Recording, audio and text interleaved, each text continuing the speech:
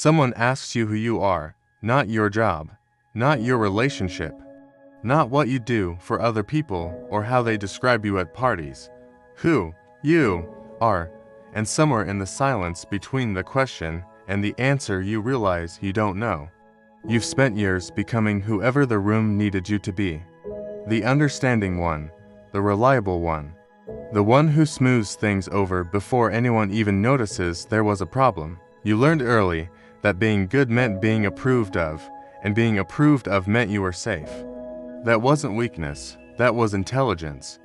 A child-level survival strategy that worked until it didn't.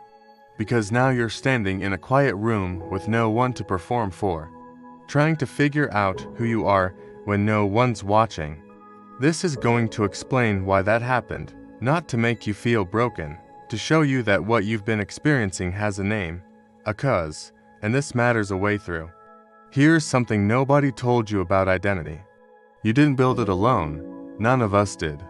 That's not a flaw in you, that's how identity forms. In 1902, sociologist Charles Cooley introduced something called the looking glass self. His idea was simple and devastating. We don't discover who we are by looking inward.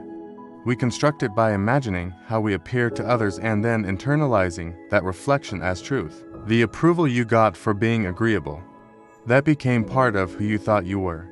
The approval you didn't get when you expressed anger, that part got buried.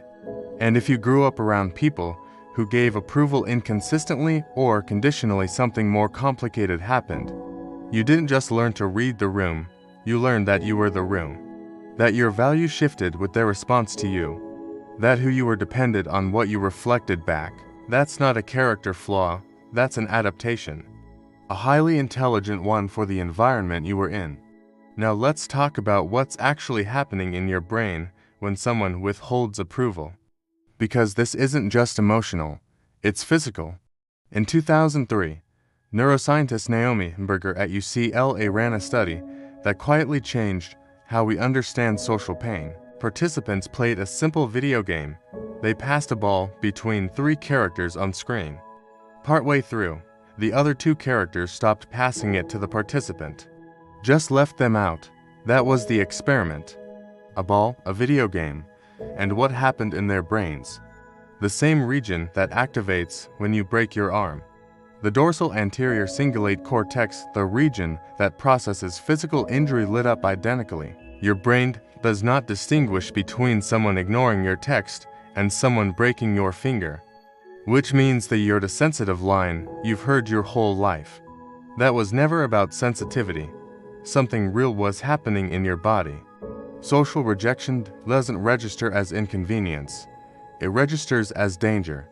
And here's where it connects to identity and why approval becomes something closer to oxygen.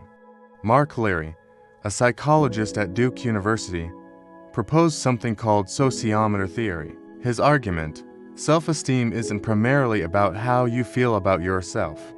It's a biological gauge like a fuel meter that measures how accepted you are by your social group. When people approve of you, the needle rises. You feel grounded, motivated, real. When they withdraw, go cold, criticize, exclude you, the needle drops. And your entire nervous system interprets that as an emergency. So the question ain't why do I care so much what people think? Of course you do. You were built this way. Your brain was tracking social acceptance the same way it tracks hunger. Because for most of human history, being excluded from the group meant death. But here's where it gets dark. When your identity is built on other people's approval, when the looking glass self is all you have, what happens when the mirror disappears? You don't know what music you actually like. You don't know if you prefer silence or noise in the mornings. You say, I don't care. Wherever you want, when someone asks where to eat, not to be agreeable, because you genuinely don't know. You've been going wherever they wanted for so long that your own preferences feel like they belong to someone else. You change your opinions mid-sentence when you sense disapproval coming. You agree with contradictory people and mean it both times. You feel most real when someone approves of you, and most terrifyingly hollow when they don't. Psychologists call this identity diffusion. Developmental psychologist James Marcia identified it as the state where there's been no exploration and no commitment. Not because you're lazy, because you were too busy figuring out who to be for them to figure out who you are for you. And the cruelest part, the longer you've operated this way, the harder it is to trust your own instincts. Because they've been overridden so many times, you're not sure they're still yours. You might be living this right now if someone's tone of voice can shift your entire emotional state for the rest of the day. You rehearse conversations before they happen, not for clarity. To predict whether the other person will be pleased. You feel vaguely guilty most of the time, even when you can't name what you did wrong. And when a relationship ends, when someone who mattered withdraws from your life, you don't just grieve the person. You lose the version of yourself they reflected back to you. And rebuilding feels impossible because you're not sure what you're even building toward. This isn't a broken life. This is a built life constructed for approval instead of authenticity. And what's been built can be rebuilt. So, what do you do with this? Not a list, not 3 steps. Something more honest than that. Most advice about finding yourself is built on a wrong assumption that your identity is somewhere out there, waiting to be discovered. Like lost keys, you just have to look in the right drawer. That's not how this works. You don't find it. You build it.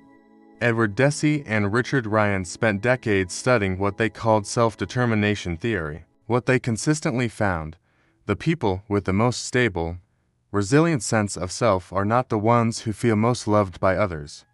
They're the ones whose daily actions align with their own values. Not the reverse.